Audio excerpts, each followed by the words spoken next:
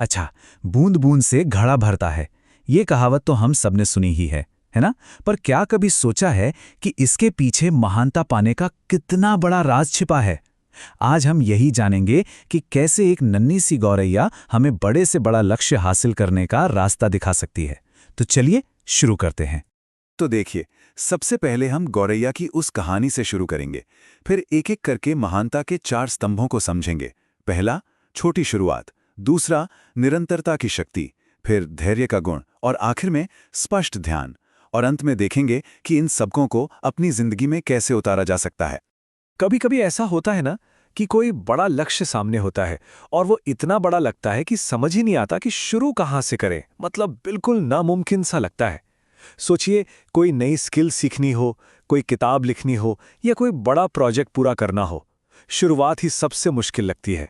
हैरानी की बात है कि इस इतने बड़े सवाल का जवाब कुदरत के एक बहुत ही छोटे से जीव के पास है।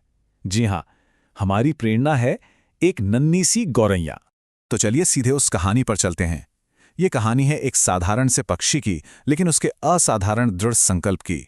तो सोचकर देखिए, एक नन्ही सी गौरैया है और उसके सामने एक बहुत बड़ा खाली घड़ा रखा है और उसे काम मिला है इस पूरे घड़े को पानी से भरने का। अब आप ही सोचिए, वो अपनी नन्ही सी चोंच में कितना पानी ला पाएगी? 1 बूंद या शायद 2 बूंद।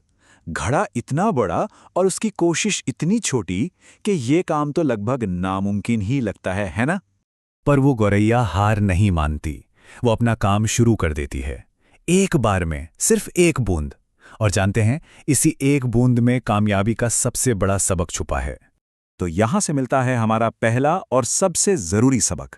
गौरैया हमें सिखाती है कि महानता का कोई भी सफर हमेशा एक छोटे से कदम से ही शुरू होता है। कहने का मतलब यह है कि किसी बड़े से लक्ष्य को देखकर घबराने की जरूरत नहीं है। बस उसे इतने छोटे छोटे हिस्सों में तोड़ दो कि पहला कदम उठाना एकदम आसान लगे। ठीक वैसे ही जैसे उस गौरैया ने पूरे घड़े पर ध्यान नहीं दिया, उसने अपना लक्ष्य बनाया सिर्फ पहली बूंद को। लेकिन सिर्फ पहला कदम उठा लेना ही तो काफी नहीं होता। गौरैया का असली जादू तो दूसरे सबक में छिपा है, और वो है निरंतरता, यानी कंसिस्टेंसी। ये वो कला है जो छोटी छोटी कोशिशों को एक बड़ी ताकत में बदल देती है। देखिए, निरंतरता एक मल्टीप्लायर की तरह काम करती है। ये उन रोज की छोटी छोटी कोशिशों को जमा करती जाती है और उन्हें एक बहुत बड़ी शक्ति बना देती है। ये सिर्फ एक ही काम को बार बार करना नहीं है, बल्कि एक रिदम, एक लय बनाना है। ये जो नंबर 1 दिख रहा है ना, ये बस उसी 1 बूंद की तरह है, या कह लें कि वो एक कदम या वो एक पन्ना जो रोज लिखा जाता है। अकेले में देखें तो ये बहुत ही मामूली लगता है, मतलब लगभग कुछ भी नहीं। लेकिन अब ज़रा इस पर नजर डालिए। ये है निरंतरता का जादू। जब वही छोटा सा काम रोज होता है तो कंपाउंडिंग इफेक्ट शुरू हो जाता है। पहले दिन की मेहनत बहुत छोटी दिखेगी, 30 दिन बाद वो थोड़ी बड़ी हो जाती है, और 1 साल बाद वही छोटी सी कोशिश एक बहुत बड़े नतीजे में बदल चुकी होती है। यही तो है छोटे छोटे कदमों की असली ताकत। तो छोटी शुरुआत हो गई, निरंतरता भी है, ये दोनों बहुत शक्तिशाली हैं। लेकिन इनके साथ एक तीसरा साथी भी चाहिए, जिसके बिना ये अधूरे हैं, और वो है धैर्य। क्योंकि असली तरक्की में वक्त तो लगता ही है। और हमारी ये कहावत बूंद बूंद से घड़ा भरता है, इस बात को कितने सुंदर तरीके से बताती है। घड़ा एक दिन में तो नहीं भरता है ना, इसमें समय लगता है। धैर्य का मतलब ही ये विश्वास है कि अगर हम सही दिशा में लगातार कोशिश करते रहें तो नतीजा जरूर मिलेगा, भले ही थोड़ा वक्त क्यों ना लग जाए। और अब आता है हमारा आखिरी सबक, जो शायद सबसे ज्यादा जरूरी है, और वो है क्लियर फोकस, यानी स्पष्ट ध्यान। क्योंकि अगर मन एक जगह पर टिका नहीं है तो सारी मेहनत बिखर सकती है। ये फर्क यहां बिल्कुल साफ दिखता है।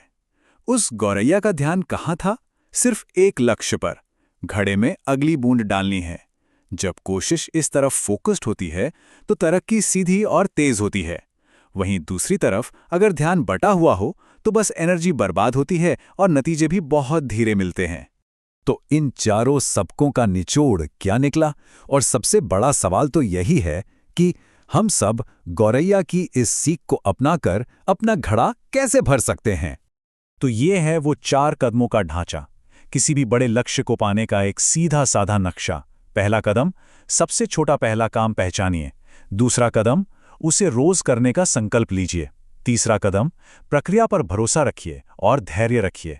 और चौथा कदम, अपना पूरा ध्यान लक्ष्य पर बनाए रखिए और भटकने से बचिए। तो ये पूरी बातचीत इसी एक सवाल पर आकर खत्म होती है, अपने सपनों का घड़ा भरने के लिए आज वो पहली बूंद कौन सी डाली जाएगी।